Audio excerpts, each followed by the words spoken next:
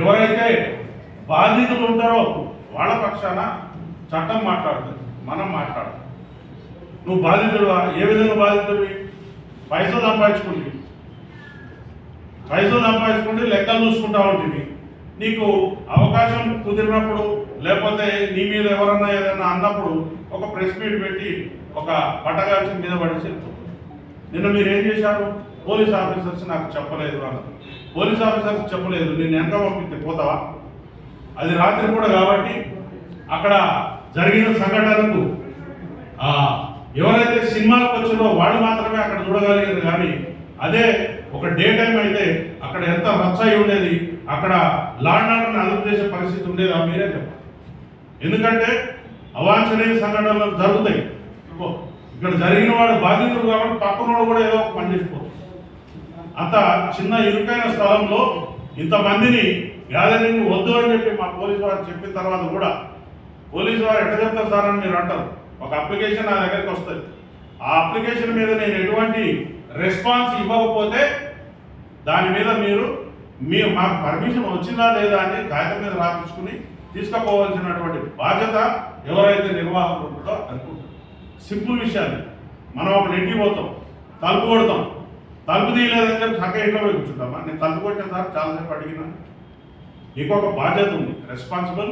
అది public place. నువ్వు బాధ్యత ఉన్నప్పుడు ఆ రెస్పాన్సిబిలిటీని భుజం మీద తీసుకోవాలి. నువ్వు తెలుసుకోవాలి, తెలవకపోతే తెలుసుకోవాలి. కానీ నీ సినిమాలలో కూడా ఏం పెడుతున్నావు? ఓ పోలీస్ ఆఫీసర్లను నంగా చేసి బట్టలు ఇప్పి ఆ ఆఫీసర్ల మీద నువ్వు తుపాకులు పెట్టుడు లేకపోతే ఇంకో రకంగా ఇంకో నీచమైనటువంటి ఇచ్చేసి అసలు ఈ సెన్సార్ వాళ్ళు ఏ రకంగా ఈ పర్మిషన్ ఇస్తున్నారో అర్థమైంది. ఒక బాధ్యత కలిగినటువంటి ఒక పదవులు ఉన్నటువంటి ఒక పోలీస్ ఆఫీసర్ క్యారెక్టర్ నువ్వు తీసుకుని ఆయన బట్టలు దింపేసి రాత్రిపూట నువ్వు బట్టలు దింపి పోలీస్ స్టేషన్ వదిలిపెడితే ఆ పోలీస్ స్టేషన్లో కుక్క కూడా ఆయనను గుర్తుపట్టదు. అట్లాంటి పరిస్థితులు నువ్వు సినిమా తీసే పద్ధతి. నువ్వు సమాజానికి ఏమైనా సమాచారం ఇస్తున్నావు? పోలీసుల మీద పబ్లిక్ తిరగవాడమంటున్నావా? మరోవాటి పోలీసుల మీద చట్టాన్ని చేతిలో తీసుకుని పబ్లిక్లో అన్రెస్ట్. సమాజం కోసం ట్రైనింగ్ ఇచ్చిన ఒక వ్యక్తి ఆయన అన్ని పరిస్థితులను తట్టుకుని నిలబడతాడనే ఒక ఉద్దేశంతో ఆయన పనిచేస్తాడు. కానీ మేము కూడా మనుషులమే, మాకు కూడా ఆకలి ఉంటుంది, దప్పిక ఉంటుంది, ఫ్యామిలీ ఉంటుంది, అన్ని విషయాలు. మరి మా యొక్క స్థితిని వీళ్ళు గమనించకుండా ఏదో ఒక నోటికొచ్చిన మాట మాట్లాడి అవమానపరచడం కోసం ప్రయత్నం చేస్తా ఉంది. ఇది మంచి పద్ధతి కాదు. ఎవరి మీద ఎవరికి కోపాలు ఉండవు, తాపాలు ఉండవు. నువ్వు చట్టాన్ని అనుగుణంగా పనిచేస్తే నీకు ఒక మర్యాద ఉంటుంది. చట్ట ప్రకారం పోకపోతే మీకు రెస్పెక్ట్ ఉండదు. సింపుల్ విషయం ఇది. మీరు నాకు అక్కడ ఒక ఇన్సిడెంట్ నేను ప్రత్యక్షంగా చూడలేదు, కానీ ఆయన ప్రతి విషయాన్ని కూడా ప్రతి నిమిషానికి ప్రెస్ మీట్లు పెట్టడం, ఆయనకు నచ్చిన విషయాలు చెప్పడం, వదిలేయడం, ఈ సమాజాన్ని గందరగోళపరుస్తా ఉన్నాడు. అసలు ముద్దాయిగా ఉన్నవాడు ప్రెస్ మీట్ పెట్టచ్చా? ఆయనకు అది అధికారం ఉందా? ఆయన వారి యొక్క అభిప్రాయాలను ప్రజల్లో చెప్పచ్చా? ఆయన రిమాండ్ అయింది, ఆయనకు ఇంటర్వ్యూ బెయిల్ అయితే వచ్చింది, కానీ ప్రెస్ మీట్ పెట్టే అధికారం ఆయనకు ఉన్నదో లేదో నాకు తెలియదు, వారే చెప్పాలి. మరి ఇంకో విషయం కూడా చెప్పారు. నిన్న ఏం చెప్తా ఉన్నాడు? మీలాంటి ఒక మిత్రుడు ఆయన ప్రశ్న అడిగితే ఆ విషయాలు చెప్పకూడదండి, నేను కొంత అమౌంట్ ఇస్తున్నా, మా సుకుమార్ గారు ఇస్తున్నారు, ఇంకొకరు ఇస్తున్నారు, దాన్ని ట్రస్ట్ పెట్టి మేము వేరే రకంగా దాన్ని ప్లాన్ చేస్తున్నామని చెప్పినాడు. ఆ విషయం చెప్తే ఏమవుతుంది? ఆయన కేసులో ముద్దాయి ఎవరైతే బాధితులు ఉంటారో వాళ్ళకు ఇండైరెక్ట్గా బ్రైబ్స్ ఇవ్వడానికి ఎంత వస్తుంది? అసలు ఈ విషయాలన్నింటి కూడా కోర్టు వారి దృష్టికి తీసుకుపోయి ఆయన బెయిల్ క్యాన్సిల్ చేయవలసిన అవసరం ఎంతైనా ఉంది. ఎందుకంటే చట్టవిరుద్ధంగా ఆయన ప్రెస్ మీట్లు పెట్టడం, ప్రజలను గందరగోళం చేయడం, లేకపోతే ఒక డిపార్ట్మెంట్ మీద మాకెవరో మంచిగానే ఉన్నారని చెప్పుకుంటూ కూడా బండలు ఇచ్చేయడం అనేది మంచి పద్ధతి కాదు. మీరు చూసారు, ఏ చేతులొక్కమని చెప్పారని చెప్పారు. ఆయన కాన్వాయ్ దగ్గర ఎవరైనా పోలీస్ ఆఫీసర్ మీకు కనిపించినారా? ఎంతో దూరం ఉన్నారు, 2 మీటర్లు 3 మీటర్లు దూరం ఉన్నారు. ఆ వ్యక్తి దగ్గర ఎవరైనా కనిపించారా? చాలా మీడియాలో చాలా క్లిప్స్ వచ్చినాయి. ఆయన అక్కడ ఏం జరిగిందో అనే విషయాన్ని పక్కకు పెడితే ఆయన ఒక బాధ్యత గల పౌరుడిగా ప్రవర్తించలేదు అనే విషయాన్ని చెప్పాలి. ఎందుకంటే ప్రాథమిక హక్కులు ఎంతైతే కఠినంగా మనం అమలు పరచాలని కోరుకుంటామో ఆయన యొక్క విధులు కూడా ఉంటాయి. ఒక మనిషి బాధ్యతలు విధులు ఉంటాయి.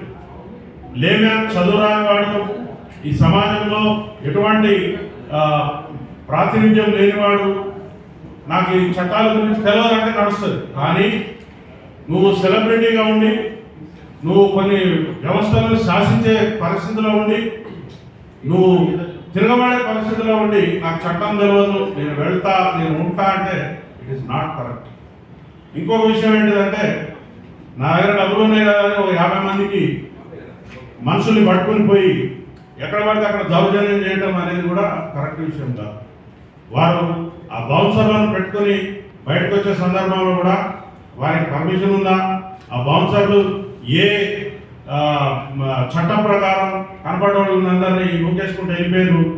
వాళ్ళు చేసినందువల్లే ఇక్కడ ఆ పని జరిగిందని చెప్తాము.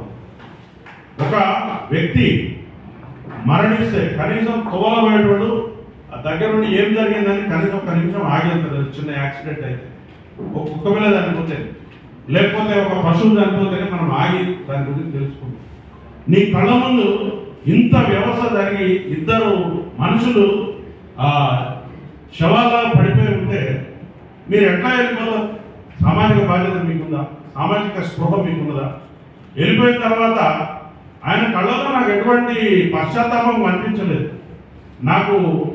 నేను సక్సెస్ మీట్లు పెట్టుకోలేను, ఈ 15 రోజుల నుంచి సక్సెస్ మీట్లు జరగట్లేదు అనే బాధపడి కనపడుతున్నది, నేను పోలేకపోతున్నా అనుకుంటున్నాడు తప్ప వాళ్ళు చాలా సక్సెస్ మీట్లు అటెండ్ అయ్యారు. అదేవిధంగా వాళ్ళ ఇంటిని ఒక కళ్యాణ మండపం, ఒక విలాసవంతమైనటువంటి ఇచ్చేసి వచ్చేవాళ్ళు పోయేవాళ్ళు చాలా మందితో ఆయన చాలా హ్యాపీగా గడుపుతారు. మరి సమాజం ఎవడో కూడా కడుపు మండుతుంది, దానికి తీవ్రంగా మీరు భారీ మూల్యం చెల్లించవలసి ఉంటుంది.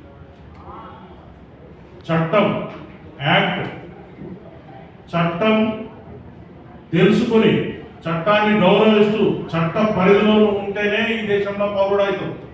లేకపోతే ఈ రాజ్యంలో నీకు ఎటువంటి స్థానం ఉండదు. నాకు కొమ్ములు ఉన్నాయి, లేకపోతే నాకు అపరిమితమైనటువంటి పవర్స్ ఉన్నాయి, నాకు తుపాకులు ఉన్నాయి, కత్తులు ఉన్నాయి, కటారులు ఉన్నాయి అంటే ఏం జరిగింది? మొన్న మీ సోదర సభ్యులు ఇచ్చిన తుపాకులు వాపసు ఉంచుకున్నారు. పబ్లిక్ అన్రెస్ట్ అయితే ఏమైంది? మీకు ఊర్లో వదిలిపెట్టి పారిపోవాల్సిన పరిస్థితి వచ్చింది. మీరు చక్కగా ఉన్నారు, మీరు కోర్టు తలుపు తట్టారు, మీరు కోర్టు యొక్క నిబంధనలను తూచా తప్పకుండా పాటిస్తూ మీరు చట్టబద్ధమైనటువంటి జీవితాన్ని గడిపితే ఎవరికి అభ్యంతరం లేదు. పొద్దున్న లేచి టీవీ పెట్టగానే వాడిని తింటాడు, వీడిని తింటాడు, ఏంటిదండి ఇది? What is this? We are in the society. నువ్వు ఏమనుకుంటున్నావు? నీ పైమాని ఎవడి ముందు చూపిస్తున్నావు? నీ ఇంట్లో నీ కాంపౌండ్ లోపల చూపించాలి. ఎట్లా మీరు చట్ట పరిధిలో ఉన్నటువంటి అంశాల మీద స్పందిస్తారు? ఎట్లా మీరు ఇది కాదు అని చెప్తారు? మీ దగ్గర ఏమి ఏజెన్సీ ఉంది? ఈరోజు డెమోక్రసీకి దేవాలయం లాంటి మన అసెంబ్లీలో ఒక వ్యక్తి ఒక చిన్న కేసు గురించి 1 గంట ప్రజా ధనం వృధా అయిందనంటే మీరు ఈ రాష్ట్రాన్ని ఏ స్థాయిలో ఇబ్బంది పెడుతున్నారో అర్థం చేసుకోండి. అన్ని పనులు విడిచిపెట్టుకుని ఇది ఇట్లాంటిది ఒక కామన్ కేసు. నువ్వు చట్టపరంగా నువ్వు నిర్దోషం అయితే ముద్దాయి ఉన్నావు, నీకు ప్రొసీడింగ్స్ ఉంటాయి, దాని ప్రకారంగా నువ్వు వెళ్ళాలా, లా ప్రకారంగా నడుచుకోవాలి, తీపించుకోవాలి, నీ మీద కేసు లేదు. కానీ నువ్వు ఇట్లా పబ్లిక్లో రచ్చరచ్చ చేసి నేను డబ్బులు ఇస్తున్నా, ఎవడికి కావాలా నీ ముష్టి? నువ్వు 10 కోట్ల నుంచి 50 కోట్ల నుంచి 100 కోట్లు ఇచ్చినా పోయిన ప్రాణాన్ని తిరిగి తీసుకురాగలుగుతావా?